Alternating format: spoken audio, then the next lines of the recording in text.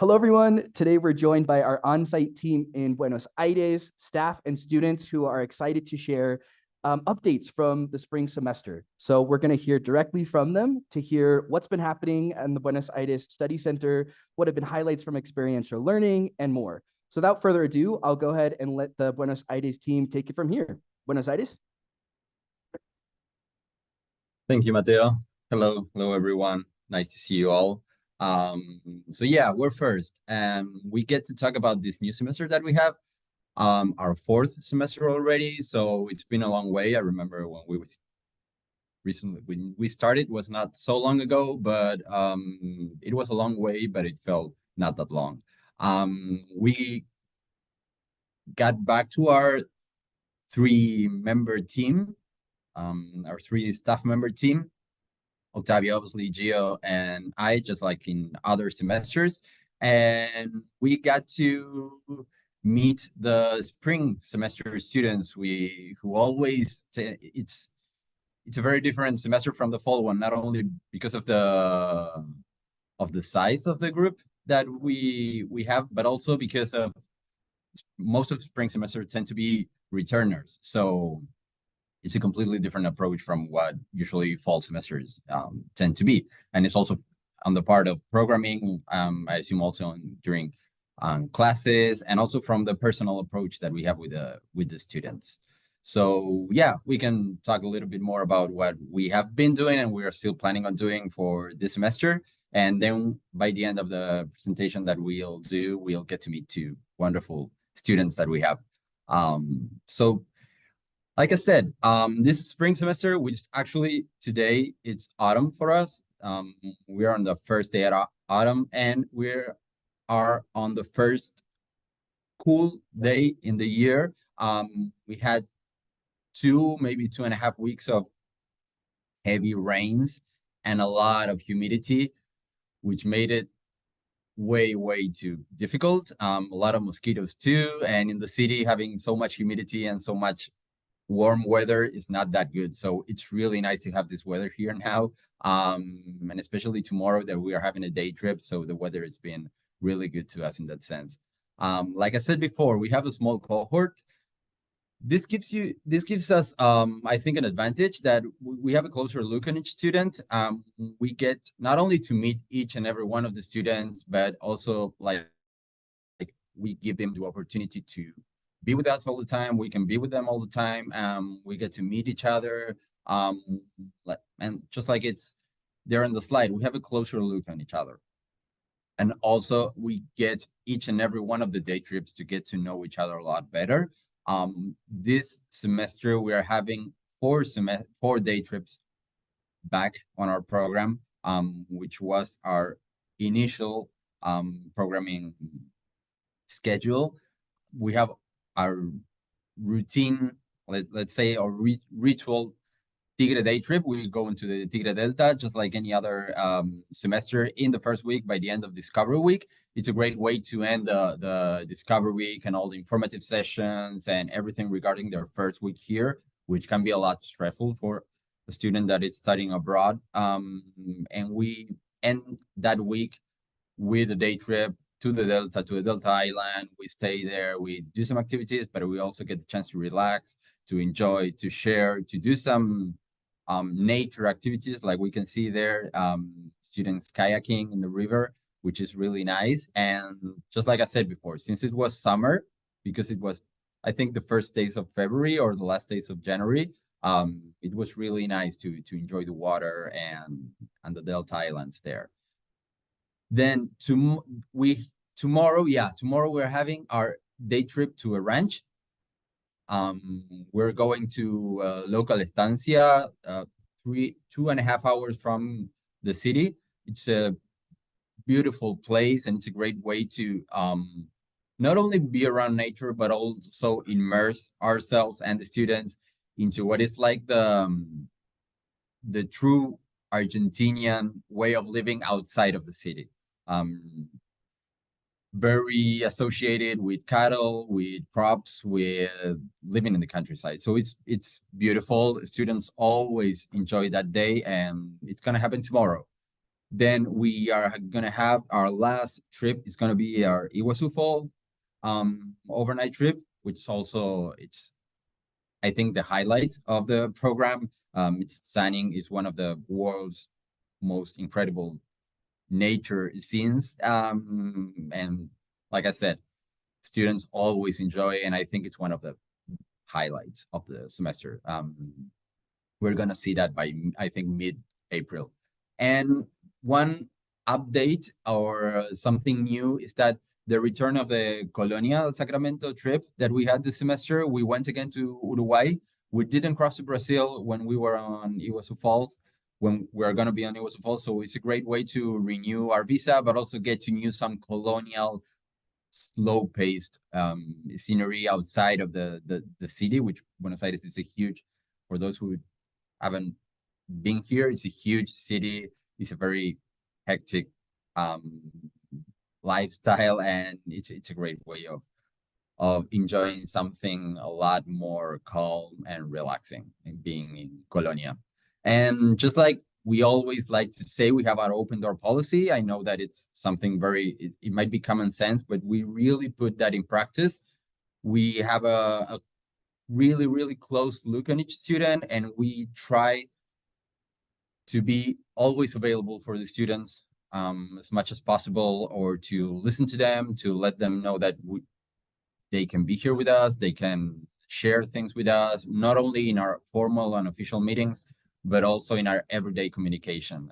They can come here, talk to us, and do a lot of things. Then apart from the highlight this semester of programming, we had some activities that we are still having.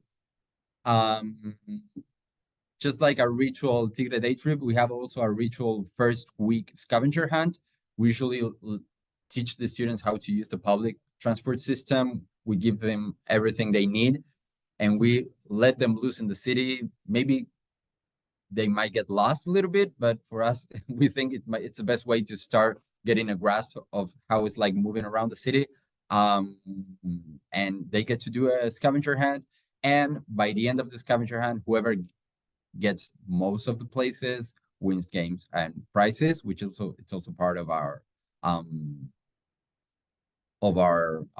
programming and our activities. We usually do a lot of games and prizes. We'll talk about that later. And also our riddles competition. We have our riddles winners. We usually finish our riddles by mid-semester, then we start another one.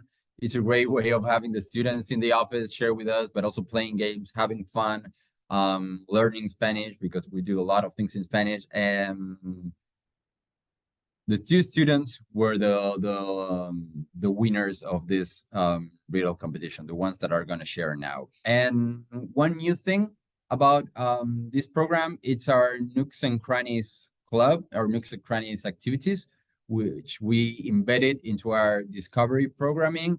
And it has to do with doing a lot of things. Like I said before, Buenos Aires is huge, but it's very common for foreigners to stay in only 2 or 3 neighborhoods, while there are like 28, if I'm not mistaken, 28 neighborhoods. And we do this for the students to get to know a lot of places, to go around places, doing a lot of local things that they might not do during the entire semester. And we started recently. We were going to keep on doing it the last weeks, but like I said before, heavy rains stopped us from doing a lot of those activities because they were outdoors, they were in the city, and we are gonna keep on doing it until the end of the semester, and hoping having a lot of fun too. So that's part of our activities so far, and the ones that we are keep on doing it. But on the next slide, this is what's coming up. Just like I said, tomorrow we're going to a local estancia. So stay tuned, because next week probably going to share a lot of material, or a lot of things, videos and pictures about that, which is always fun. It was a false overnight trip, and more on local fun activities. Just like I said before, we'll keep on having for this semester, and hopefully the students keep on enjoying it. Yeah, you can go to the next slide. I'm going to try to make this quick so Tay and M can talk and you can ask some questions. So for academics, we try to really push conversations and discussions in class and get our students to share their ideas and also discuss with people that they don't necessarily always agree with. I think they've been doing a lot of that in politics of globalizations, for example, and we've had the opportunity to do cultural understanding of food and cuisine. This course is the only course where all of the students are enrolled in. So they get to learn more about Argentinian culture, but also it gives them tools to have discussions with locals that maybe they didn't think of having because the food is connected to like historical events or historical figures. So they get to ask questions about different situations in the country or like what we think about different people and yeah, cultural and historical events. Next one, please. So our top 3 experiential learning moments. Ooh.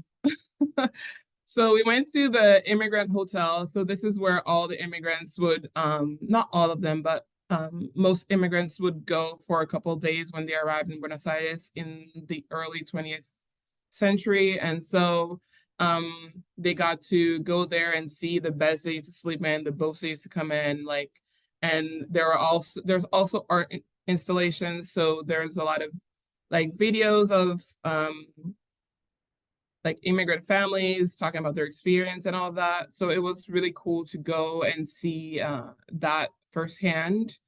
The next one is the Women's March. Argentina has a really strong activism and feminist movement. And so the Women's March on March 8th, we call it 8M here, was a really good example of that. And the students got to go with their Intro to Philosophy and Politics of Globalization class and see what that looked like and kind of observe the green and blue flag movement, which is it's an Argentine thing that spread around the world. And so that was really cool for them to see. And then number 3 is faculty training. It's experiential learning, but for faculty. And so we had training for them. We had Lisa Ubelacker. She's a cultural understanding professor, and she had a session with professors about how to make their classes more dynamic and have more hands-on experiences for the students. And it was really great because we had professors from this semester, professors from last semester, and some that will be here next semester. So it was really good for them to connect because we have all of our professors teach in other institutions in Buenos Aires, so they never cross paths. And so it's been great. It was great to have them all in the same place at the same time and for them to get to know each other and also like share experiences, ideas of things that work for them in their classrooms. Yeah. And so next one, please. We have 2 of our students here today with us. We have Taviante Webster from Seattle and M also from Seattle. They are our riddle winners this semester as well.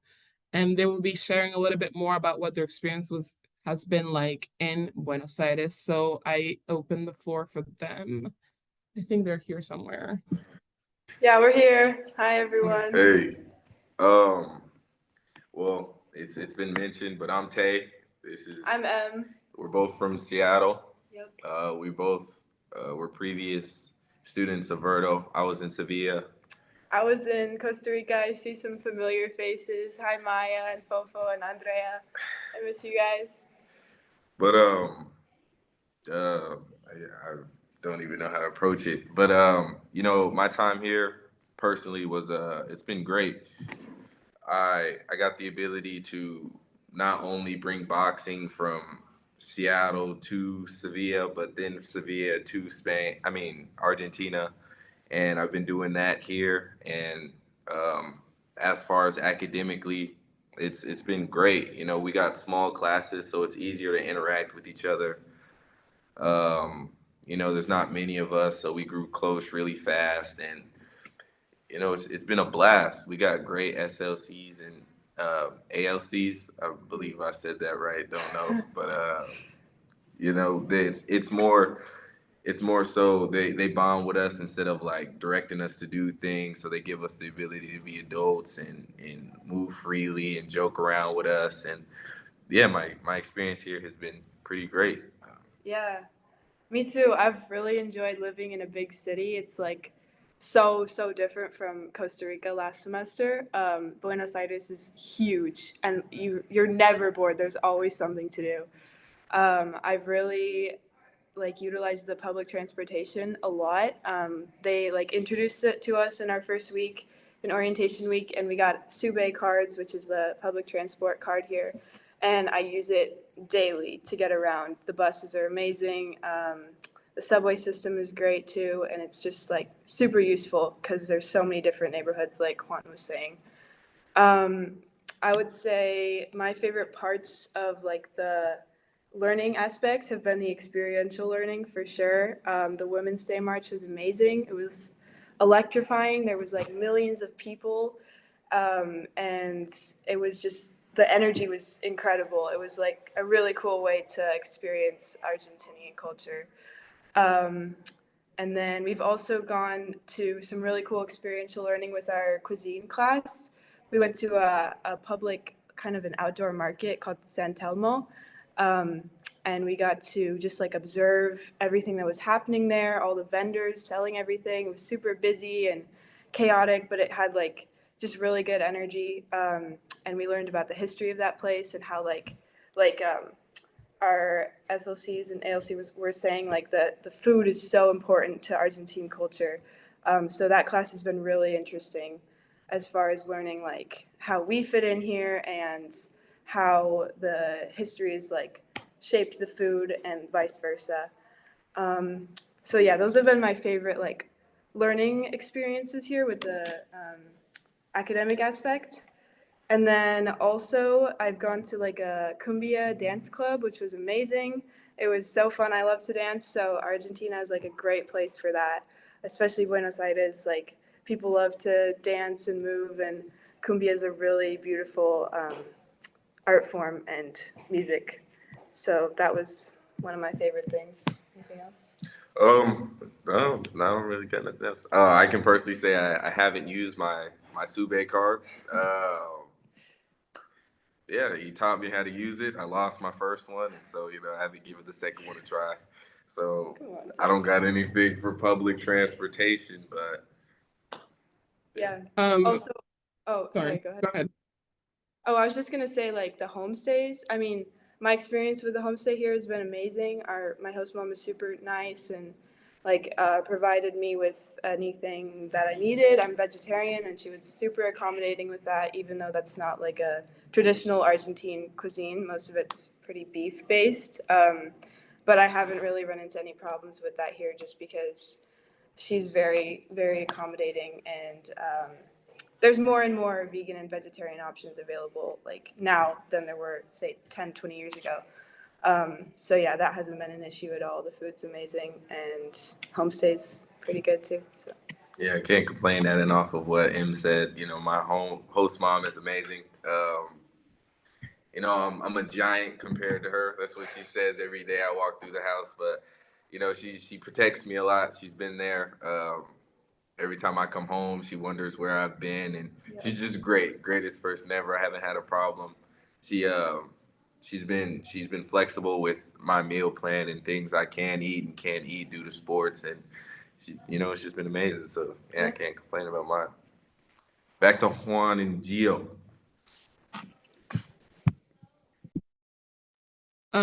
Yeah, no, I was just going to say that yeah, the host families for both of them have been amazing. And yeah, I was just gonna mention Stella because she's stellar.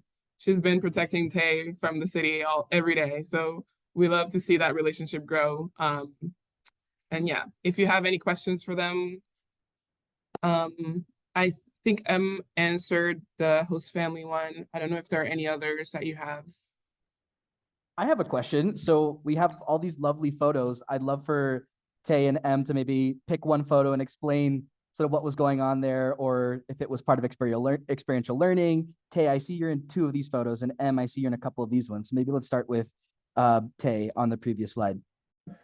Okay, so the one of me in the kayak, we went to Tigre. It was a great trip, amazing. That's where I lost my Sube card, just to put that out there. But you know, it was our first day trip.